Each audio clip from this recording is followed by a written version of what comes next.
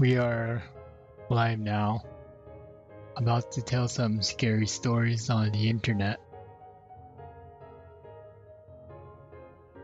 Our first story is Polybius.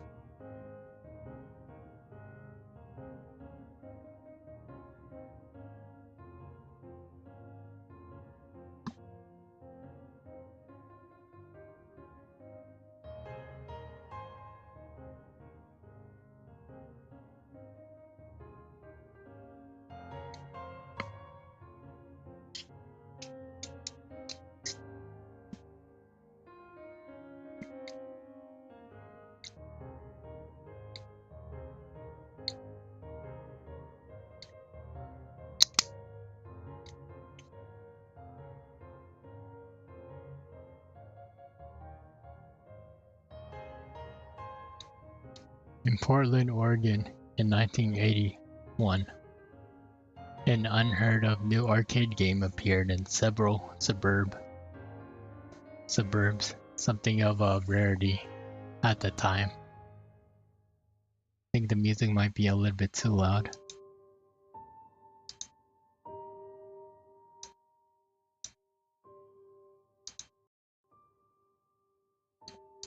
Alright.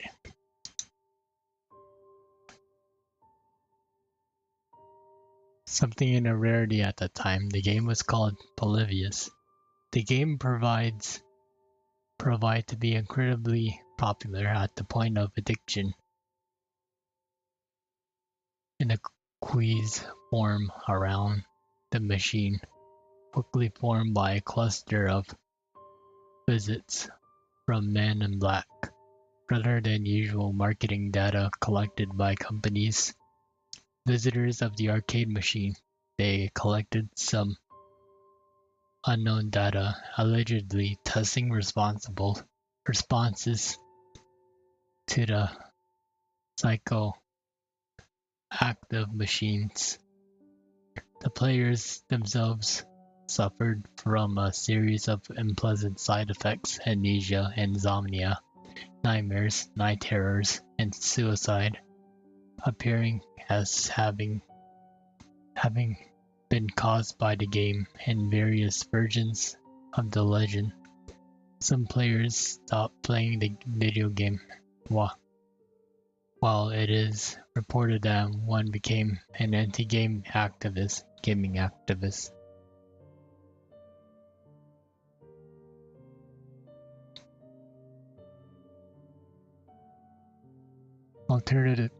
Alternate story.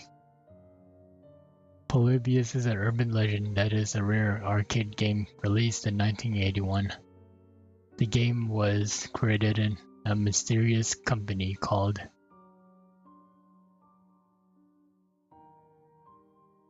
Sinish, can't pronounce it, German for since deletion. And it was a puzzle, shoot 'em up, somewhat of a Tempest. It was only released in a few suburbs in Portland, Oregon.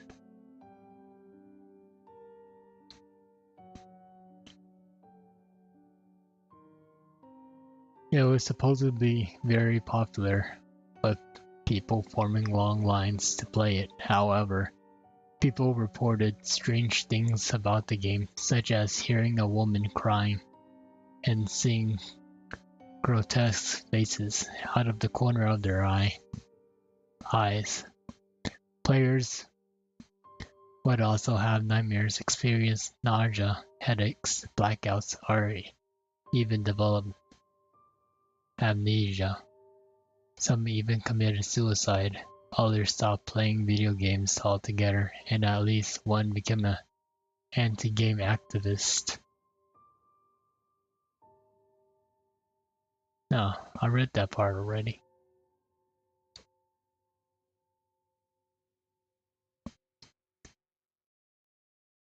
They did not take any money. Simple data on gameplay. Because of this, the leading theory is that that's what some sort of government experimenting using subliminal messages. The game remained in obscurity, as around 1 month after its release, all of the cabinets suddenly disappeared. One cabinet reappeared in the arcade 1998, but quickly disappeared again. While some have tried to recreate the game, but no one has ever found the original ROM.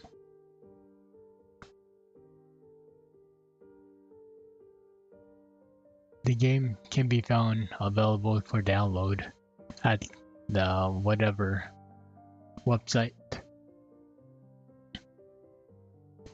In the media, since it's an urban legend, flowered into a phenomenon that it is now. There has been many alleged sightings of the Polybius game, as well as a few short videos about it. The screenshots. As seen in the only screenshot, it says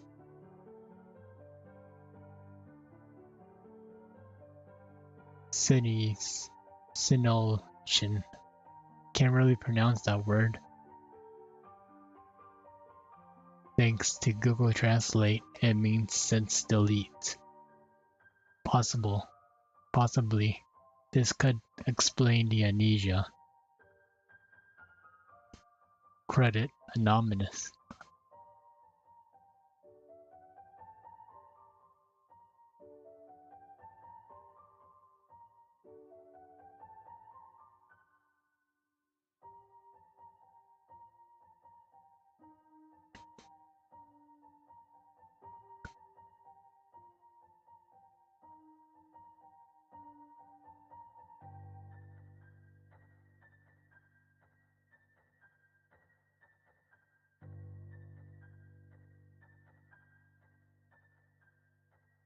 More classic creepypasta stories can be found here.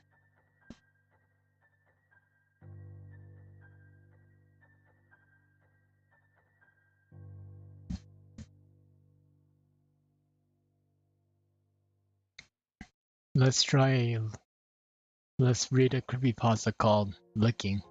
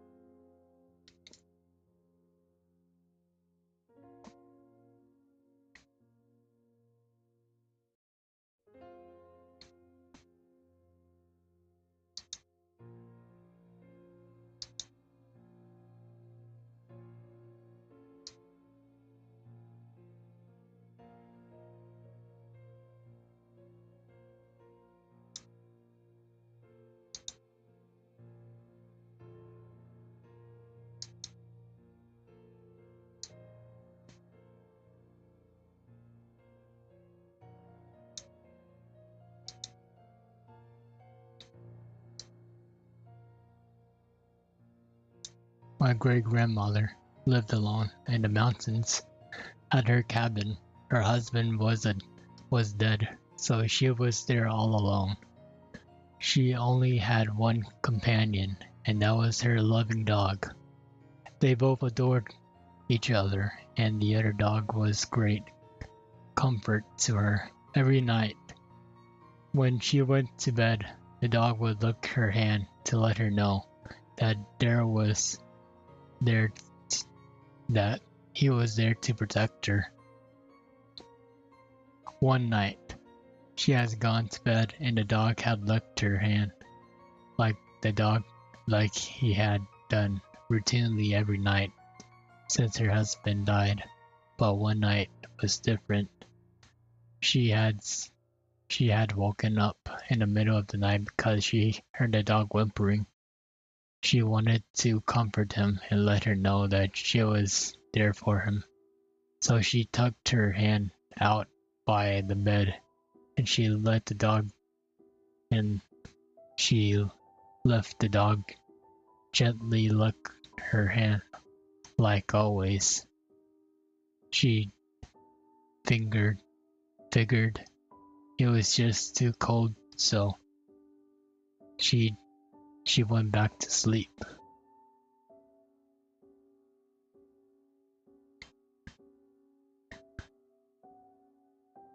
Oh, welcome, Amelia.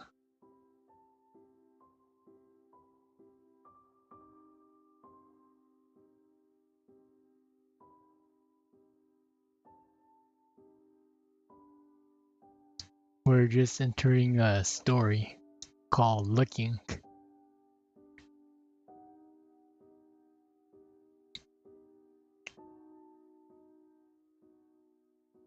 Thank you for coming. Alright, on to the story.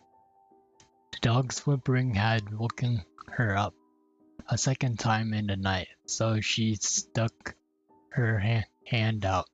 The dog licked it, and she went back to sleep. This happened a third time, and she stuck her hand out, and the dog stopped whimpering and back and licked her hand. She stayed awake a few moments afterwards, and she went back to sleep again.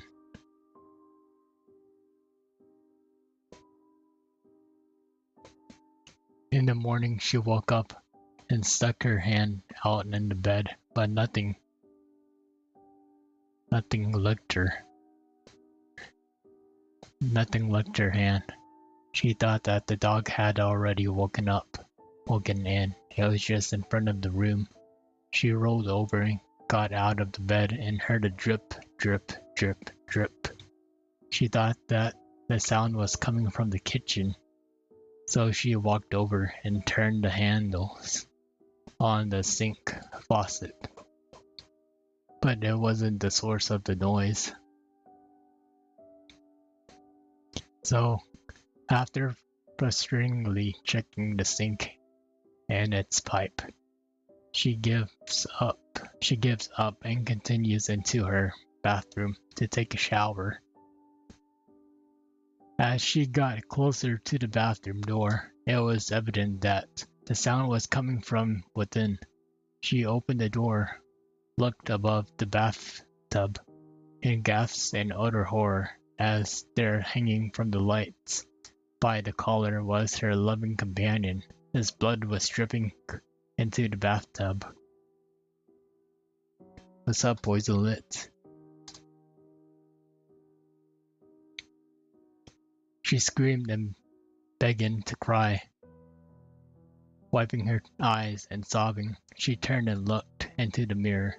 In the mirror, she saw the dog's reflection, and written in the mirror, in her dog's blood, the drips and the streaks hanging down from each letter, the words, "Humans can lick too." Credit anonymous.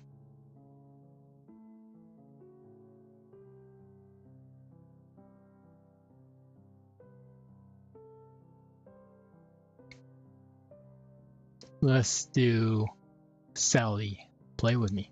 That sounds scary.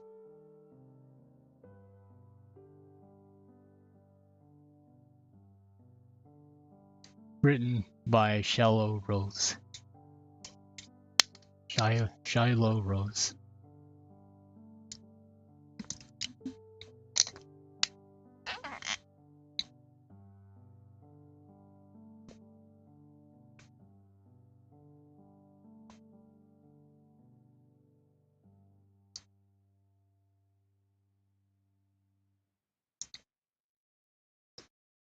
The summer was nice and warm that year.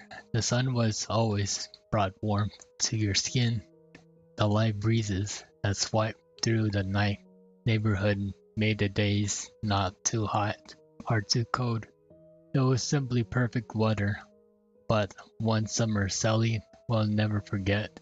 Sally was a young girl, 8 years old, long curly brown hair and bright green eyes. She was always polite. She never lied and did what she was told. Her mother and father would simply adored her. She couldn't ask for a better daughter. They couldn't ask for a better daughter. Sally giggled as she played with her friends outside their home.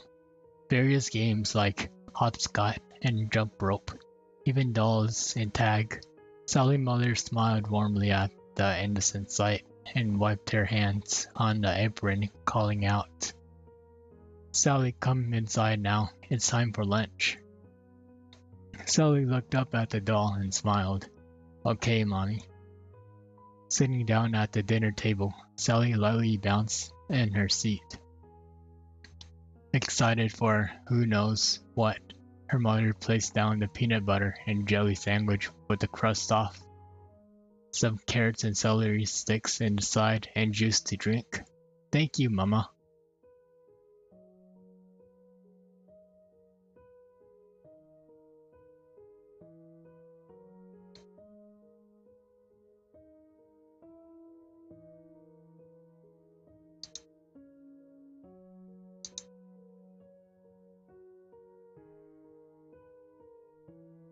"You're welcome, sweetie." As the child began to take hold of her sandwich, her mother took a seat across from the girl and smiled, watching her eat. "Guess what?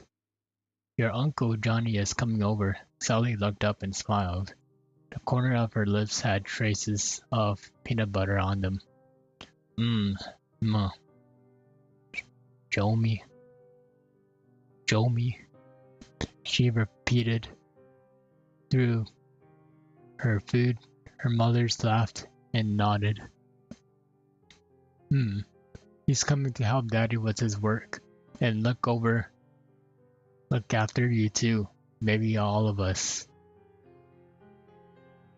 can go to the carnival too." Sally chewed the rest of her bits quickly and swallowed it. "Can Sarah and Jenny come over too? Her mother looked up and thought, well, that's up to their mom and dad to say. That they can. Sure. Again, the child giggled and bounced in her seat again, now even more excited of this year's summer vacation.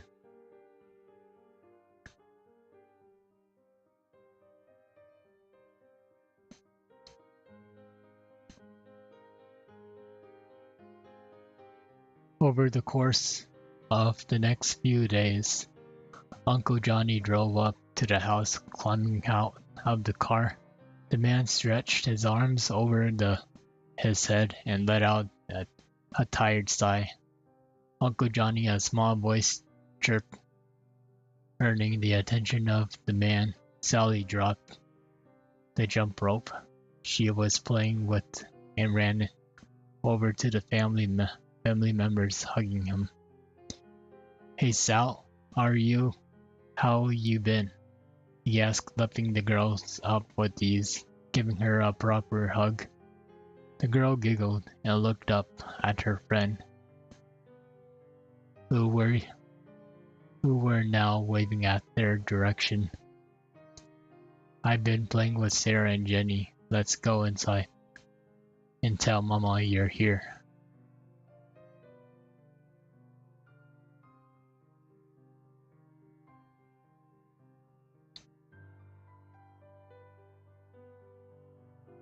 Sounds like a great idea.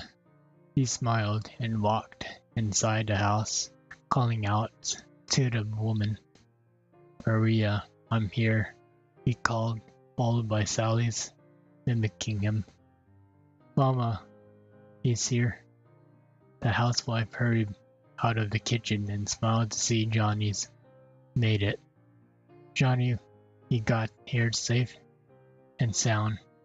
The man placed the girl down on the ground and gave the bottom and a pat to send her off and hugged the woman. Of course I did. Who else wouldn't come here safe and sound? He laughed, walking up to the kitchen with the woman. Sally trotted over in front of the door, calling out that she was going back outside to play. Make sure you can come in before dark. Yes, Mama. And I'm off the girl went. As dinner drew near, Sally's father came home, happy to see his brother was there as well. Walking with his daughter, he strolled up to Johnny with a handshake and hug. Nice to see you, man. How are you been? He asked, crossing his arms. Watching his wife sets the table up for supper. Johnny gave a shrug on the shoulder, fiddling with his thumbs. Karen and I slept up. Oh, that's terrible. I'm sorry. Johnny shook his head with a smile.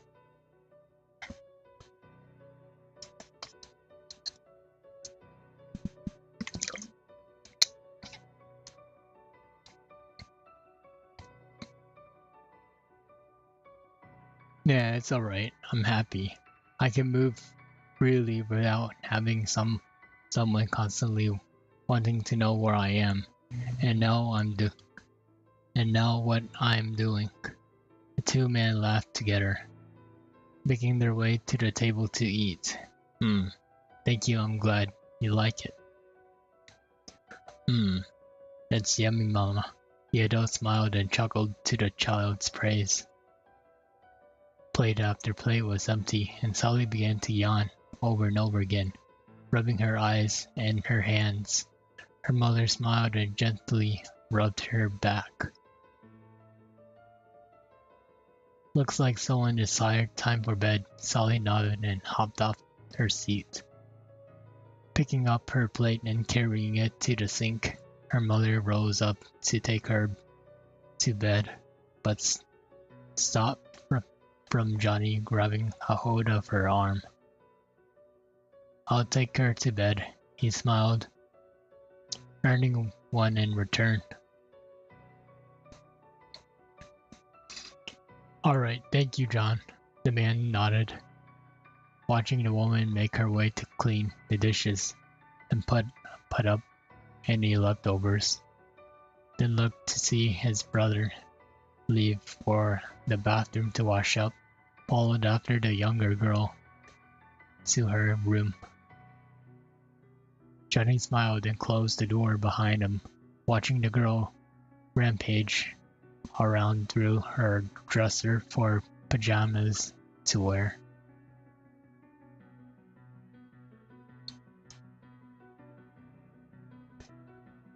You need any help?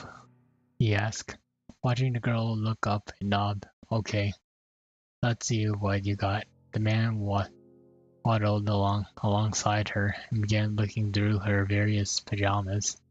You got some strawberry printed ones. I bet you smell just like them in your dreams. He took the shirt and showed her, giving it a few deep inhales. Sally giggled and shook her head, indicating she didn't want to wear her strawberries pajamas. Johnny nodded and placed the shirt back. Then pulled out another shirt with a unicorn on it. How about this one? Bet you'll ride on Miss Unicorn here. Again, the child giggled and shook her head no. The man let out a small huff before placing it back, then took it out a regular white nightgown. How about this? Be able to turn into a princess with this. Sally eyes lit up and clapped her hands excitedly and nodded, placing the gown on her bed. She reached over to her and began to unbutton her shirt.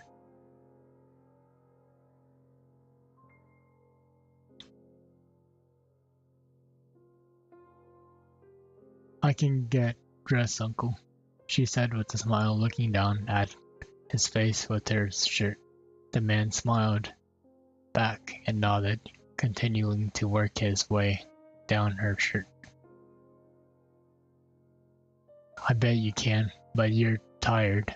And why you have some help? He asked, watching Sally nod with a few times, once again her shirt unbuttoned.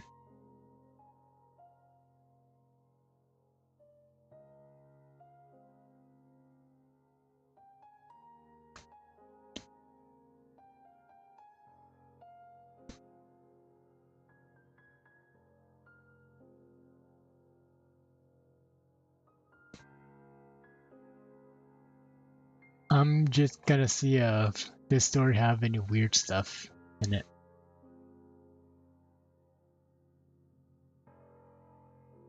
Before I continue reading.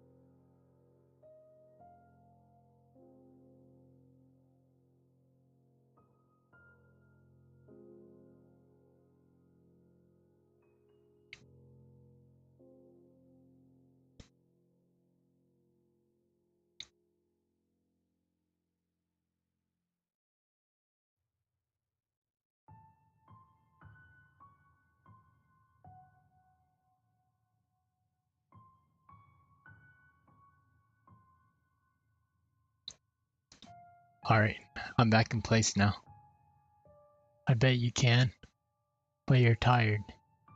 And why not have any help? He asked, watching Sally out a few times, once getting her shirt unbuttoned.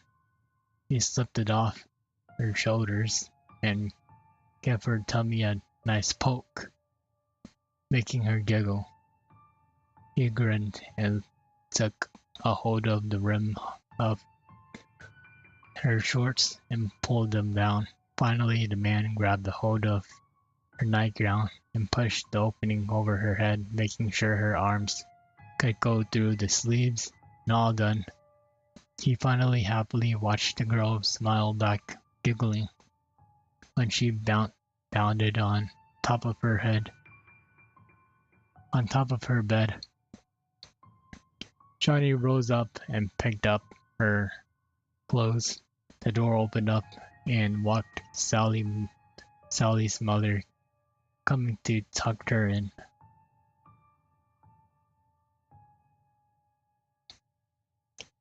"You ready for bed?" she asked, walking around the bed. Johnny looked up and hurried over the other side of the bed.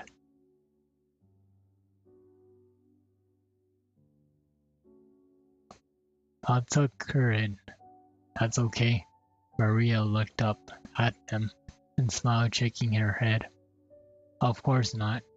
She looked down at her daughter and leaned in, kissing the child on her forehead. "Good night, sweetheart." "Good night, Mama." Giving the girl a gentle rub with her thumb on her forehead, the woman took the clothes Johnny had and made her way out of the room. Johnny smiled to the mother and walked over to the light switch, flicking it off. She carefully closed the door to her room and locked it. Slowly, he looked over his shoulder and towards Sally. Johnny wore a chilling, crooked smile. After the next few days, Maria noticed that Sally wasn't acting herself. She wasn't smiling as brightly as she did. She wasn't chipper and doesn't speak the same amount of happiness. Maria took a hold of the child's hand before she left to play with her friends and took her aside. Sally looked up at the mother with a confused look. "Honey, are you feeling okay?" she asked, kneeling down to be at the child's height. Sally stared at her idly and slowly began to weep. Her mother widened her eyes in confusion. "Sally?" "Mama, I don't want to," the girl managed to say through hiccuping sobs. "Don't want to what, sweetie?" "I don't want to play. I don't want to play his game." The child looked up at her mother and hugged her tight.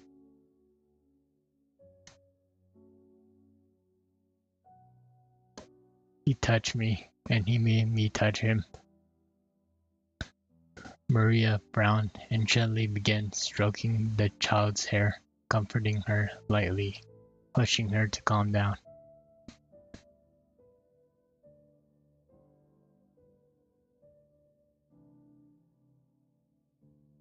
"Shh, it's okay. Mama is here now. It was a nightmare. That's okay."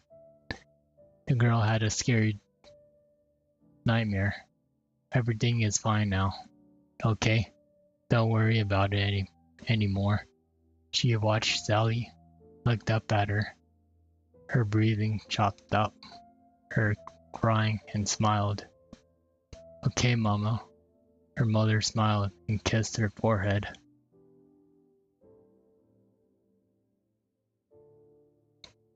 "Now go wash up and don't want to play with your Now go wash up. Don't want to play with your friends with a dirty face." Sally let out a small giggle, ran off to the bathroom, and watched her face. Later that day, Johnny and his brother came up home from work. Frank sighed, smiling with his when he saw Sally wave at him. The father waved back and closed the door. Marking his way up to the house, Johnny looked up at Sally as well and smiled, waving to her. The child's smile slowly whittled, showing less happiness in it, but waved back as well. Johnny also walked inside the house, pausing when he heard the conversation between his brother and his wife. Sally, what? Frank asked. So, she had a nightmare. A very bad one. She said he touched her. Well, who the hell is he? I don't know, Frank. But it was only a nightmare. I just wanted to inform you what's been on with her. I just wanted to inform you what's been going on with her, and she was acting differently. Johnny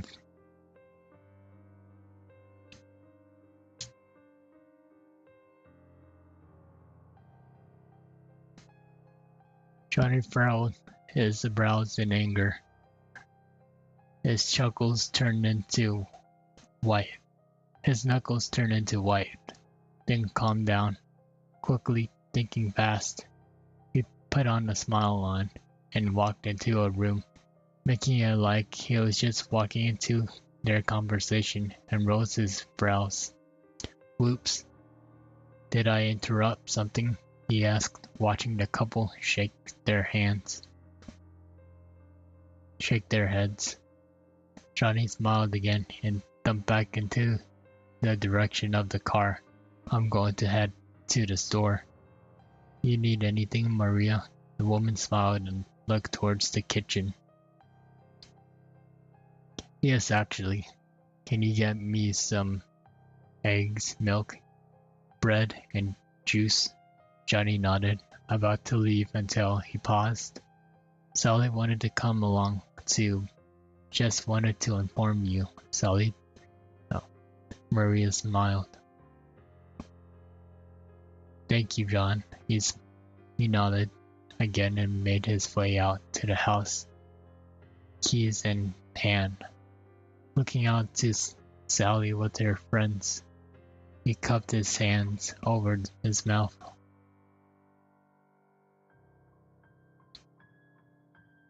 Sally, the child, looked over at him and stared.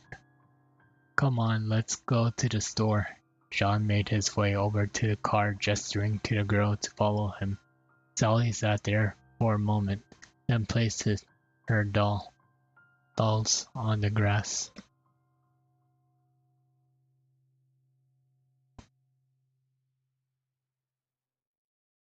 I'll be back. Please watch over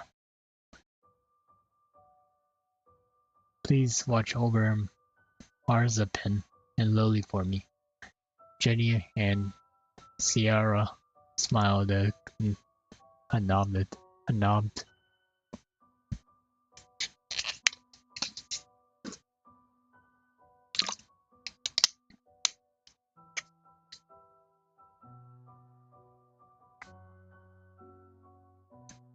Continuing to play their game of dolls without her, Sally reluctantly made her way around the car, climbing into the passenger seat and buckled herself in.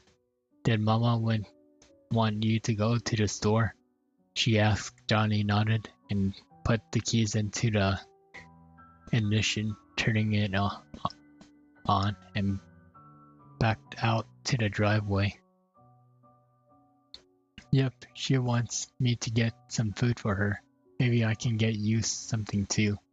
He grinned, looking down at the child. Sally nervously smiled back and looked ahead watching the scenery pass by. As soon as they got to the road leading to the store, Sally noticed he wasn't slowing down to turn into the parking lot. She furrowed her brows, confused, and looked up at him. "Uncle John, the store is back that way," she said, pointing to the direction of the Whole Food store, but nothing came up from the van. He had continued driving, a very faint smile on his face. The child sat up and looked past the back seat, watching the store slowly grow smaller till it was out of sight, realizing they weren't going grocery shopping. The child watched their uncle drive into the small parking lot into the community park near town. No one went into the park on Saturdays. Sally felt nervous. Her braking quickened, watching the man with the wide eyes. Johnny put the car into the park and turned the ignition off, looking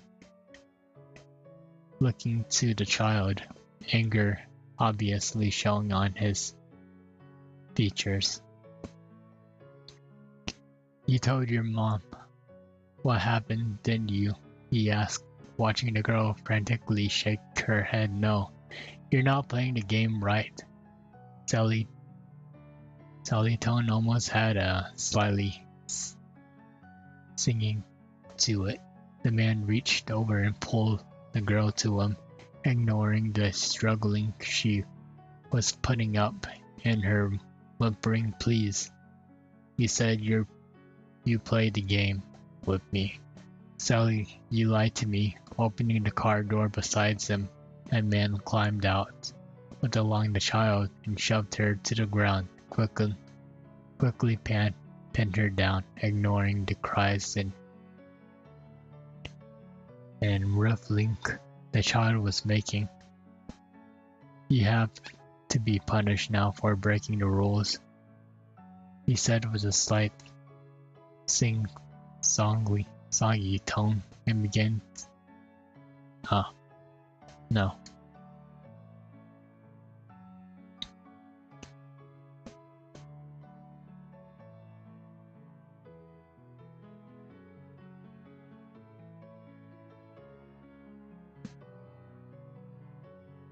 I don't think I want to read this story anymore.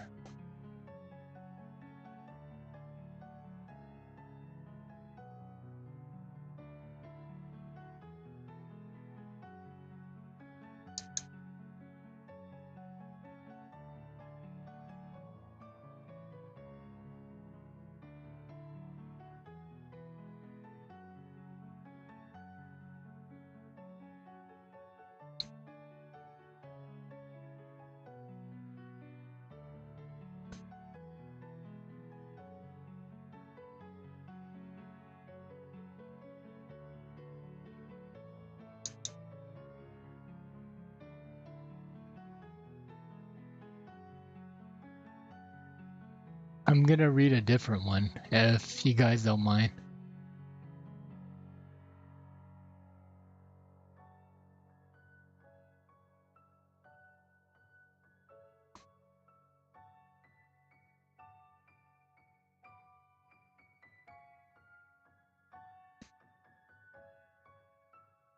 I think I'm gonna read Ben Drown again. It's one of the classic creepypastas.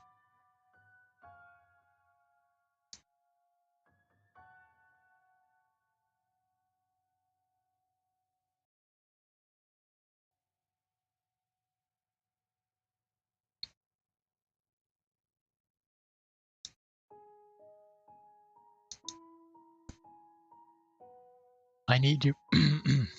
Alright, I'll just drink water first.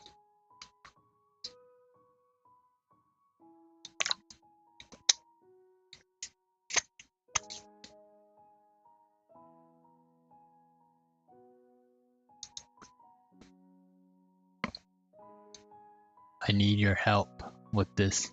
This is not a creepypasta. This is a long read, but I feel like my safety or well-being could very well depend on this. This is a video game related, specifically Majora's Mask, and this is the very creepiest shit that I have ever been happened to me in my entire life. Having said that, I recently moved into my dorm room starting as a sophomore in college, and a friend of mine gave me his old Nintendo 64 to play. I was stoked, to say the least. I could finally play all those old games of my youth and that I haven't touched in at least a decade. His Nintendo 64 came with one yellow controller and rather shoddy copy of Super Smash Bros. While beggars can't be choosers. Needless to say, it didn't take long until I became bored of beating up level 9 CPUs. That weekend I decided to drove around a few neighborhoods, about 20 minutes or so off campus, hitting up the local garage sale, hoping to score on some good deals from ignorant parents. I ended up picking up a copy of Pokemon Stadium, GoldenEye, fuck yeah, F-Zero, and 2 other controllers with $2 satisfied. I began to drive out of the neighborhood, and one last house caught my attention. I still have no idea why it did. There was no cars, and the only one table set up with the random junk on it. But something sort of drew me there. I usually trust my gut on those things, so I got out of the car and I was greeted by an old man. His outward appearance was, for a lack of better words, displeasing. It was odd. If you ask me to tell you why I thought it was displeasing, I can't really pinpoint anything. There was just something about him that put me on edge. I can't explain it. All I can tell you is that if it wasn't in the middle of the afternoon and there were other people within shouting distance, I would not have even thought of approaching this man.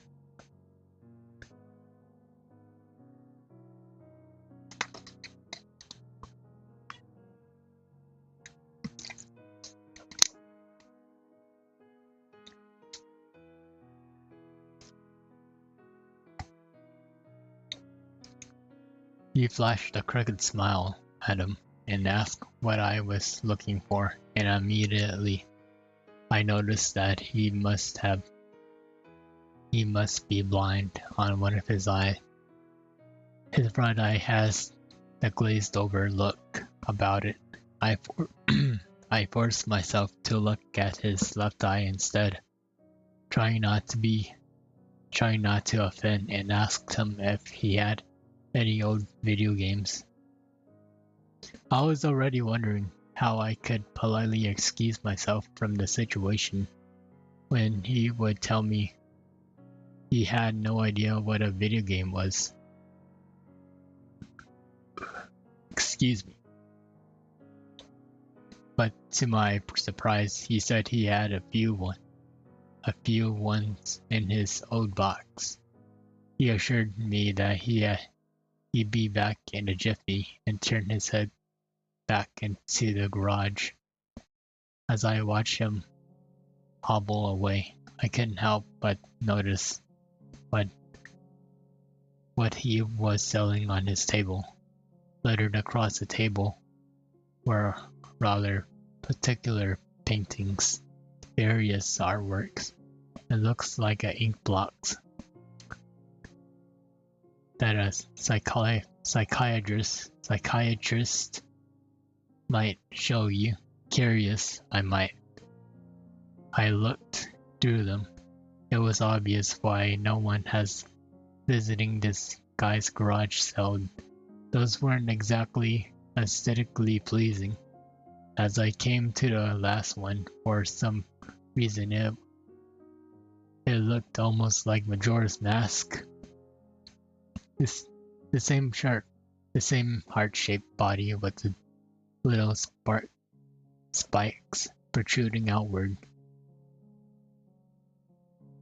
Initially,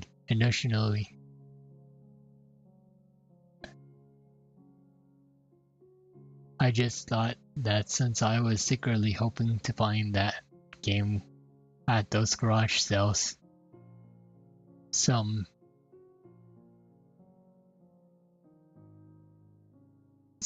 bullshit was projecting itself into the ink blocks by given the event that happened afterwards. I'm not sure now what I should have asked the man about it. I wish I would have asked the man about it. After staring at the Majora's shaped blocked, I looked up, and the old man was suddenly there again, arm's length in front of me, smiling at me. I admit I jumped up out of reflex, and I laughed nervously as he handed me a Nintendo 64 cartridge. It was the standard gray color, except that someone had written Majora's Mask Majora on it in black permanent marker. I got butterflies on my stomach as I realized what a coincidence this was, and I asked him how much he wanted it. The old man smiled at me and told me that I could have it for free. That it was used to belong to a kid who was about my age, that didn't live here anymore. There was something weird about how the man phrased that, but I didn't really pay any attention to them. I didn't pay any attention to them. I was too caught up in not only finding this game but getting it for free.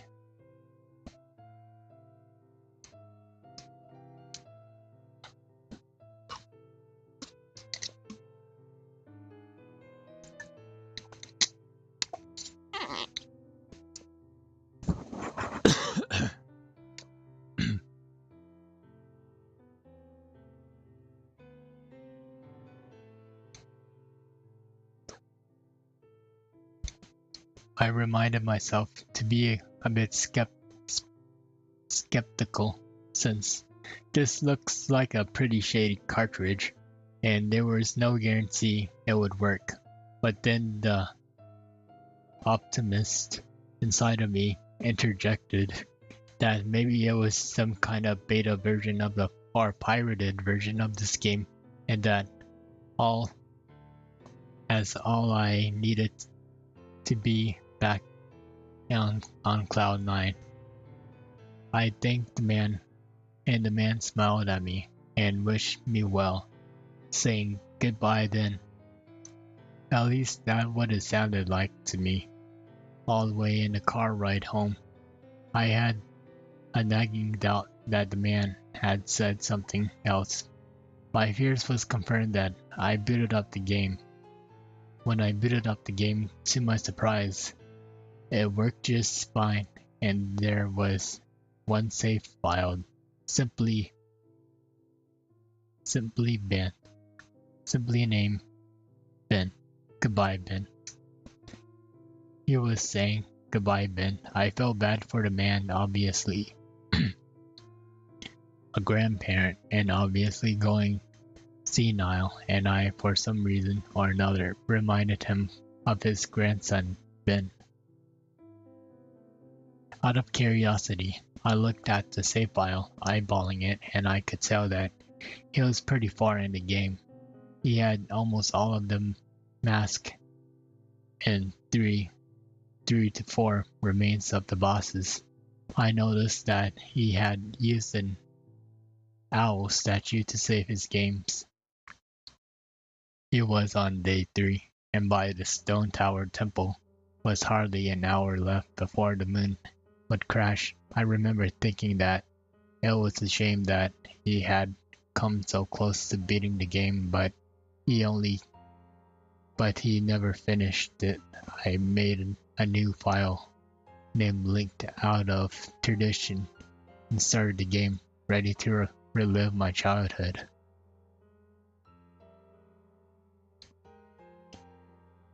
For such a shady looking game cartridge, I was impressed of how smoothly it ran, literally just like a retail copy of the game save, or a few minor hiccups here and there, like texture being where they shouldn't be, random flashes of cutscenes at odd intervals, but nothing too bad. However, the only thing that was a little unnerving was that the times that the NPC would call me Link, and the other times they would call me Ben.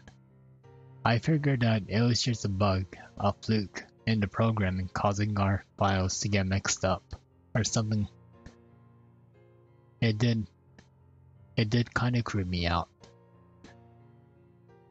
Although after a while, it was around after I had beaten the Woodfall Temple that I regrettably went into the save file and deleted bin.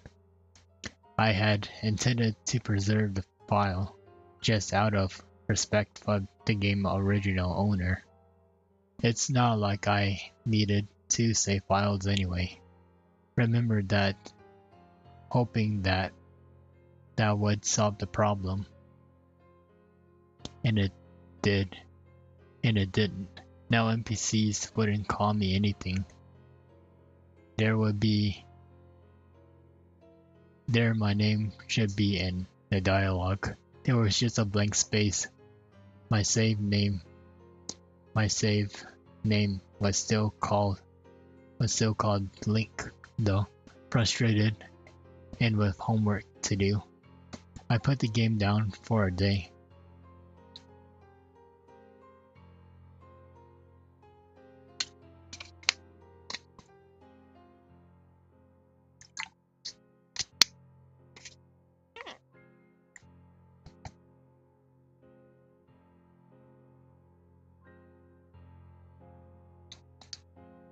I started playing the game after last night, getting the lens of truth and working my way towards completing the Snowhead Temple. After some of you more hardcore Majora's Mask players know that the 4th day glitch, for some of you that don't know, you can Google it, but at the gist of it, that's right on the clock. But the gist of it, as the clock is about to hit 00:00:00 on the final day, you talk to the astronomer and talk through the telescope. If you time it right, the countdown disappears, and you essentially have another day to finish whatever you were doing. Deciding to do the glitch to try and finish the Snowhead Temple, I happened to get it right on the first try, and time counters up the bottom disappeared. However, when I pressed B to exit the telescope, instead of being greeted by the astronomer, I found myself in a Majora's boss fight room in the end of the game. The trippy box in the arena, staring at the skull kids hovering above me. There was no sound, just him floating in the air above me, and the background music was regular for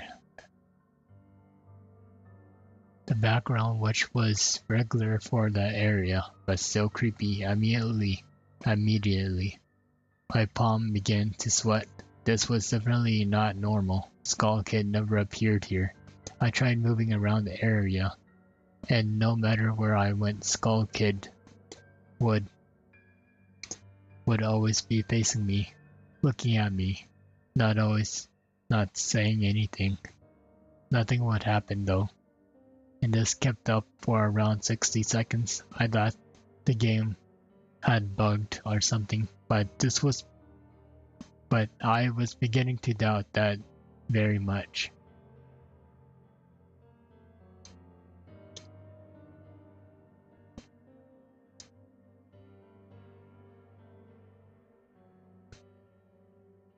I was about to reach for the reset button, but then the text appeared on my screen. You're not sure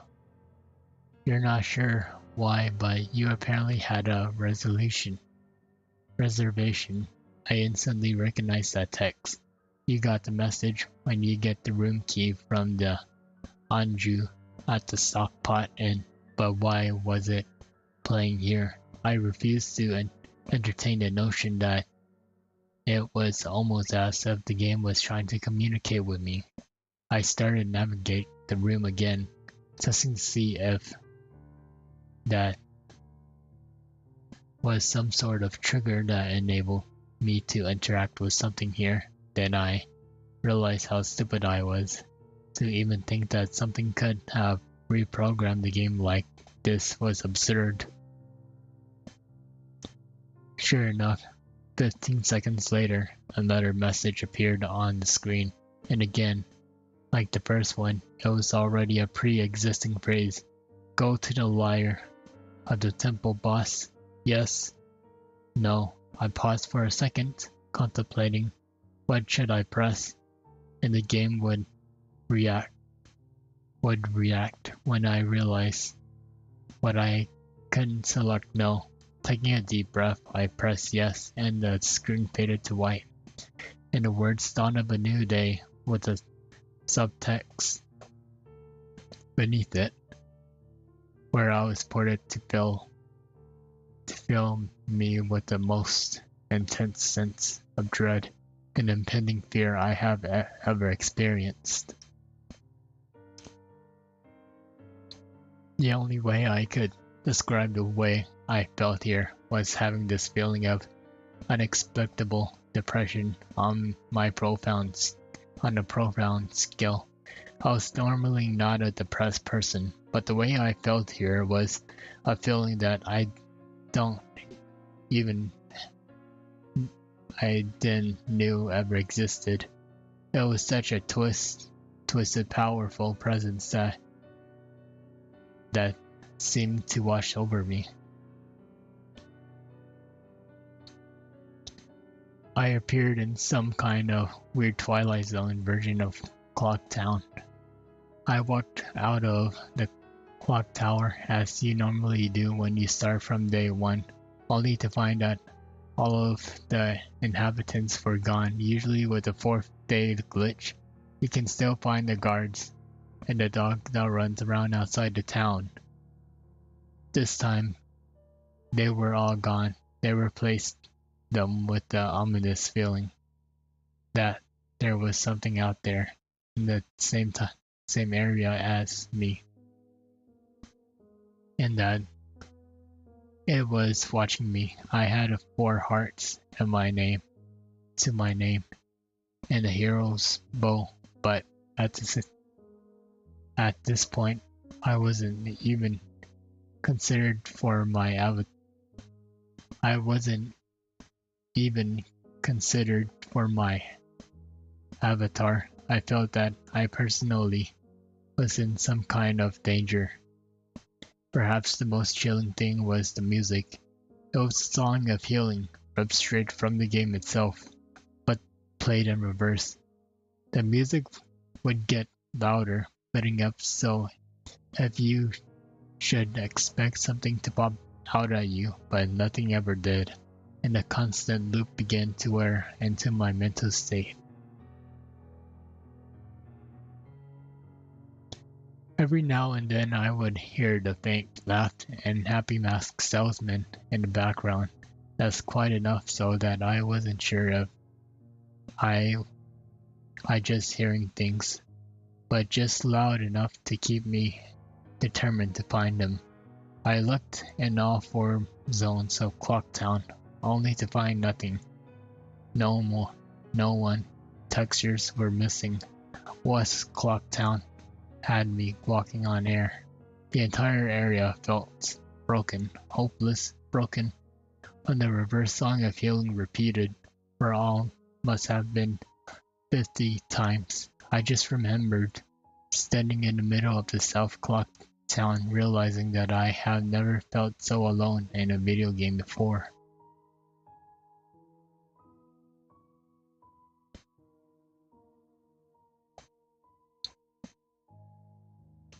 As I walked through the ghost town, I I don't know, rather, it was the combination of out of place textures and the atmosphere and the haunting melody of the once peaceful and soothing song began to butchered and distorted. But I was literally on the verge of tears, and I have no idea why. I hardly ever cry. Something had grabbed me here, and this powerful sense of depression that was both foreign and crippling. I tried leaving Clocktown, but every time I attempted to zone out, the screen would fade to black and I would just zone into another part of Clocktown. I tried playing my ocarina. I wanted to escape, and I did not want to be here. But every time I played the Song of Time or Song of Soaring, it would only say your notes. It would only say your notes echo far, but nothing happens. But by this point, it was obvious the game didn't want me to leave, but I have no idea why it was keeping me here. I don't want to go inside the building. I felt that I would be too vulnerable there to whatever I was terrified of. Excuse me. I don't know why, but I came up with the idea that maybe if I drowned myself in the laundry pool, I could spawn somewhere else and leave this place.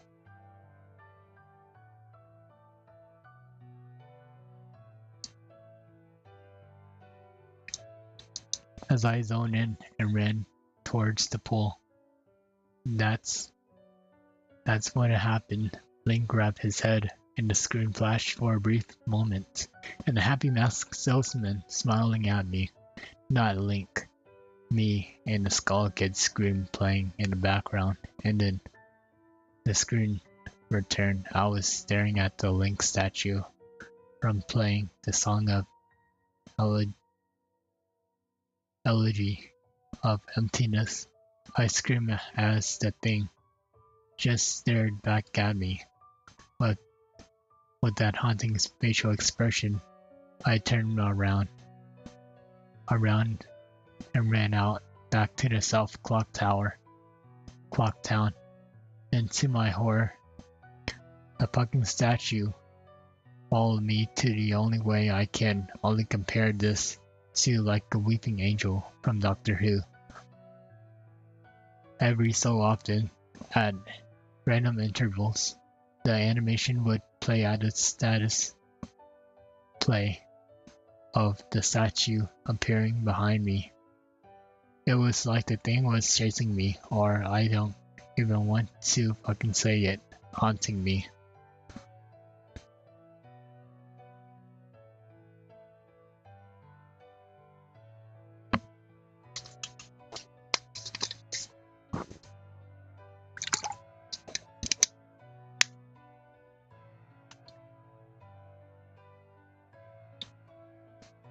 By this point, I was on the verge of hysteria.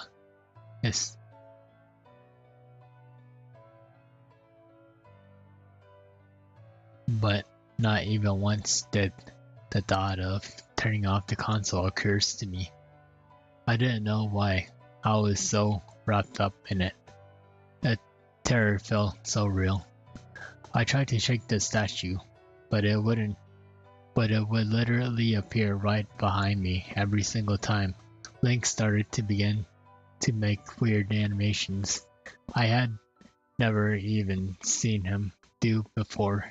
He would flail his arms around, or spasm randomly on the screen. Would cut to the happy masked salesman smiling again for a brief moment before I was face to face with this fucking statue again. I ended up running around the Swordsmaster's dojo and ran to the back.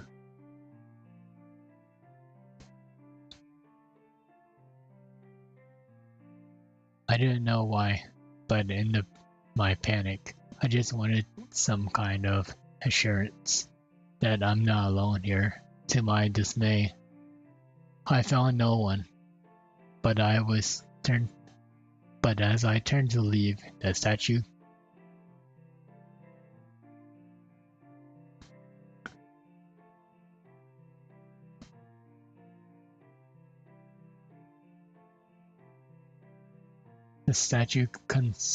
concerned me in the chubby in the back. I tried attacking the statue with my sword, but to no avail. Confused and back into the corner, I just stared into the statue, waiting for it to kill me. Suddenly the screen flashed again to the happy masked salesman, and Link turned to face my screen, standing upright, mirroring the statue, looking at me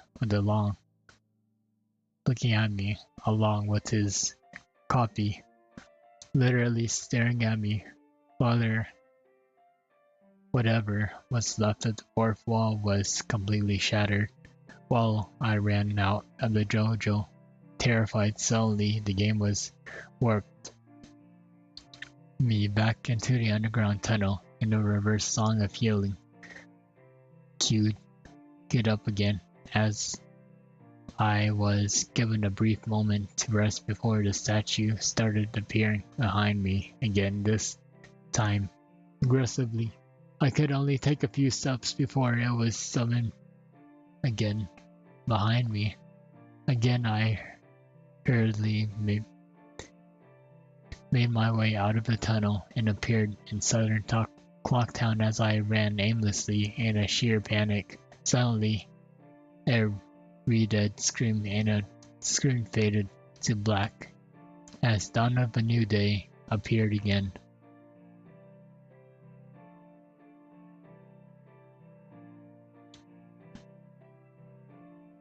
The screen faded in and I was standing on top of the clock tower and the skull kid hovering over me again, silent, and I looked up and the moon was back, looming just meters above my head.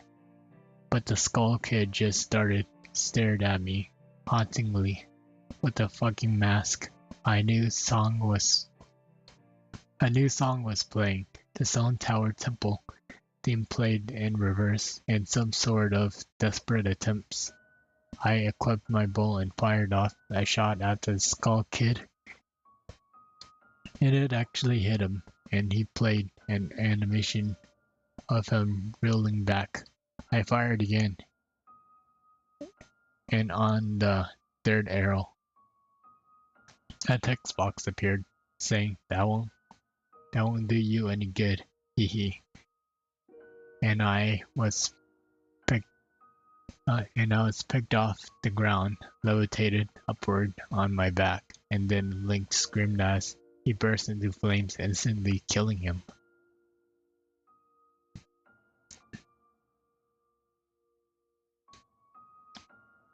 I jumped when this happened. I had never seen this move used by anyone in the game, and Skull Kid himself Didn't have any moves at the death screen played. My lifeless, life, lifeless body is still burning. The skull kid laughed and the screen faded to black, only to have me reappear at the same place. I decided to charge him, but at the same thing happened. Link's body was lifted off the ground by some unknown force, and he was immediately burst into flames, and again killing him. This time during the death screen, the faint sound of the reverse song of healing could be heard. On my third and final try, I noticed that there was no music playing this time. That's all there was to the eerie silence. I remember that in this original encounter with the Skull Kid, you were supposed to use the ocarina to either travel back in time or summon the giants. I attempted to play the Song of Time, but before I could hit the last note, Link's body once again horrifically explodes into flames and he died.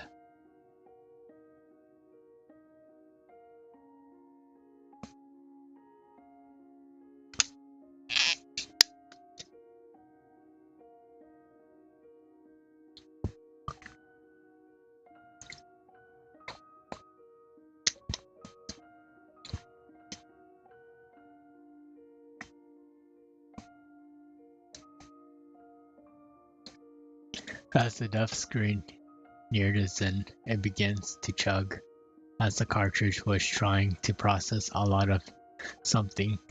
Then the screen came up to. When the screen came up to, it was the same scene as the first three times, except for the time Link was lying in the ground dead in position I had never seen in the game before. His head tilted towards the camera with the Skull Kid floating above him. I couldn't move. I couldn't press any buttons. All I could do was just stare at Link's dead body. After around 30 seconds of this, the game simply faded out with the message, "You'll meet a terrible fate, haven't you?" before kicking you out of the title screen.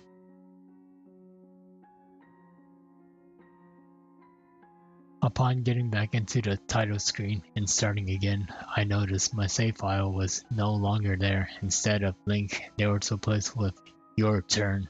Your turn had 3 hearts, 0 mask, and no items. I selected Your Turn immediately. When I did, I was returned with the clock tower rooftop scene with my Link dead and the Skull Kid hovering over, with the Skull Kid's laughing, looping. Again and again, I quickly hit the reset button, and when the game booted up again, there was one more save file added below Your Turn, entitled Ben Style. Save file was right back where it was before I deleted it at the stone tower temple at the moon, almost crashing.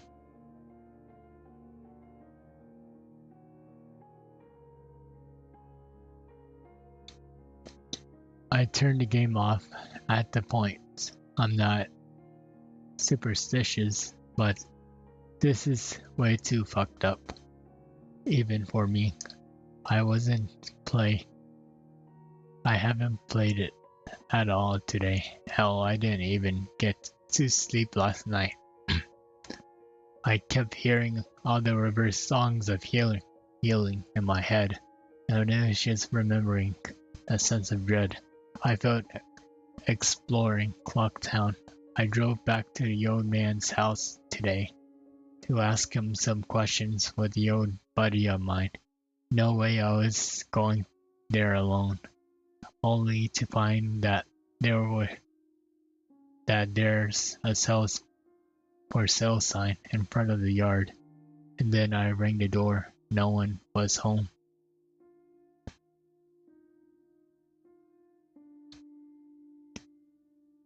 So now I'm back here, writing down the rest of my thoughts and recording what happened.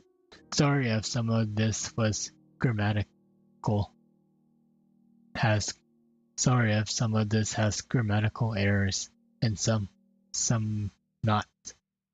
I'm running out of no sleep here. I'm terrified of this game. Not even more so now that I revealed it a second time. Writing this all down, but I feel like there was still more to it, even meets the eye, and that there's something calling to me to investigate this furthermore. I think Ben is something in this equation, but I don't know what. And if I could get a hold of this old man, then I would be able to find some answers. I need another day so to recuperate before tackling this game again. It's already taken a toll on my sanity. I feel like this next time I do this, I'm already going to be recording my footage all the way through. The idea of recording only came up to me towards the end. So you see the last few minutes of what I saw, including Skull Kid and the Oligor statue. But it's on YouTube here.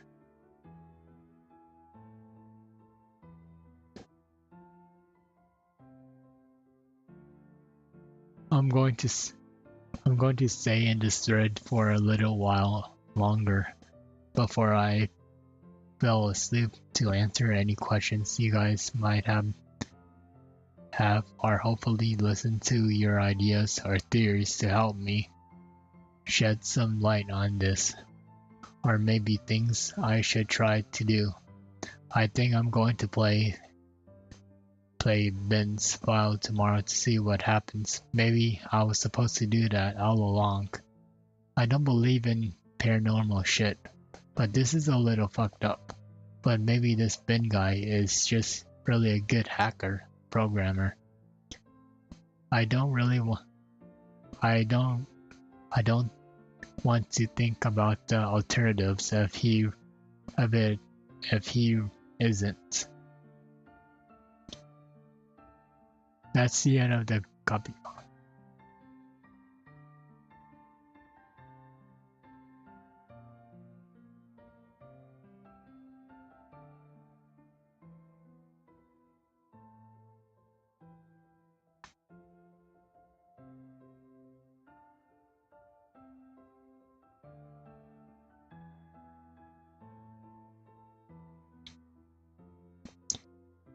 And we just got done with part 1 of Ben Drown.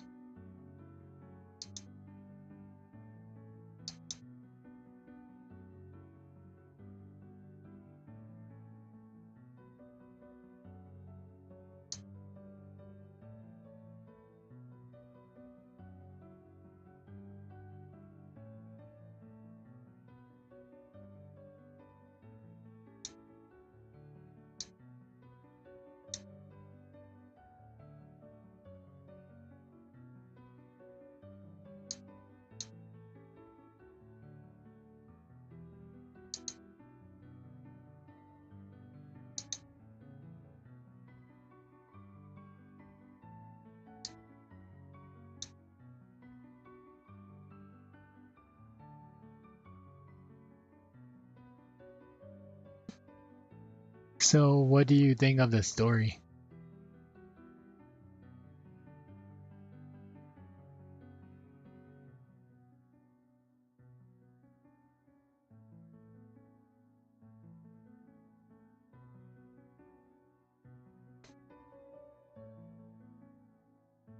Well, this is only part 1. There's other parts to the story.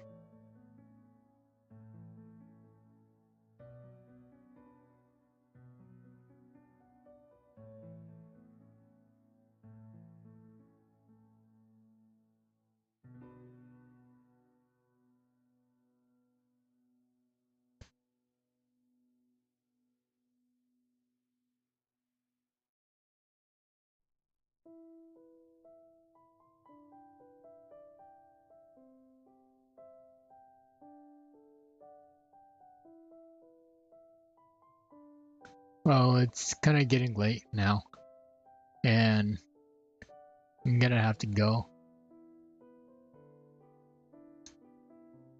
Thank you guys for watching.